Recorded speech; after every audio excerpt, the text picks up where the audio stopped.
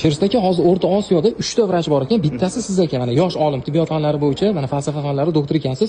Bronxial astma bo'yicha mana shu yurtdoshlarimiz mana shu yerdan qanaqadir muolaja olishar ekan. Ana shu 3 ta doktordan bittasi siz qilar ekan shu muolajani. Shunda bronxial astmamiz yo'qolib ketadimi rostdan? Bu bronxial astma kasalligidan aziyat chekuvchi bemorlar uchun individual yondashilinadi. Ya'ni bu retrosternal limfatorgormonoterapiya usuli, ya'ni RLGT deyiladi.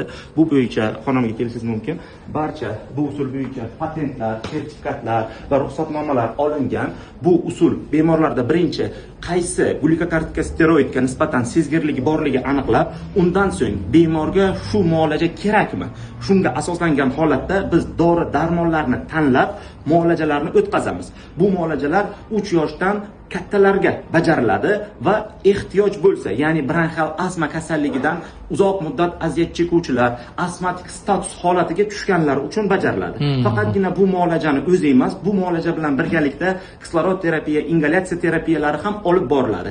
Faqat buni qilishdan oldin allergologik darajasini, allergologik og'irligini va unga bu muolaja kerakmi va bunga qaysi dori vositasi to'g'ri kelishini aniqlab, undan so'ng qo'llash mumkin.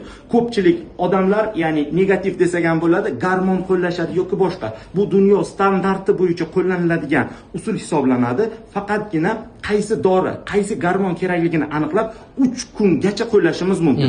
Undan ortiq uzoq muddat qo'llanilmaydi va buning pobochniy, ya'ni nojo'ya ta'siri bo'lmaydi. Allergolog, immunolog so'rovdilarmi chempioni mana Sherzod aka. Bemalol kelsanglar bo'laveradi.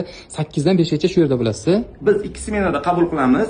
Tongi 8 dan 12 gacha va 17:00 dan 20:00 gacha 2 smenada qabul vaqtlarimiz mavjud. Juda ham soz. Aka raqamingizni qo'yib qo'yapman. Men nomimdan telefon qilib turishadi, rozi bo'lasiz. Allergiyaga oid qanaqa kasalliklar bo'lsa, mana akamga murojaat qilsanglar bo'ladi. Kelmoqchi bo'layotganlar manzilni yozing, lokatsiyalarni tashlab beraman. Bu videoni tarqatib olinglar. Akam uchun bitta like bosib bersizlar. Katta rahmat. Salom.